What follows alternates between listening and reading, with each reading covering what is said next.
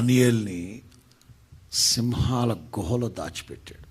అప్పటి వరకు దానియేలు ఉద్యోగం సాదాసీదాగా ఉంది.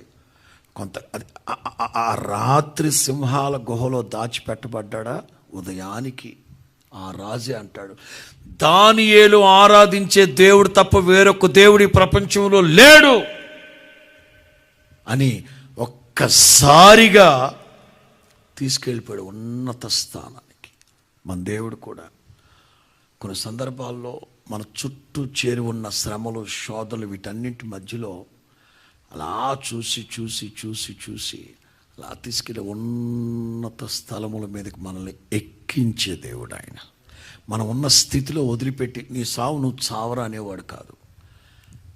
లేవనెత్తే దేవుడు, తగిన సమయంలో హెచ్చించే దేవుడు, ఎన్నటెన్నటికి ఘనపరుస్తూ మనల్ని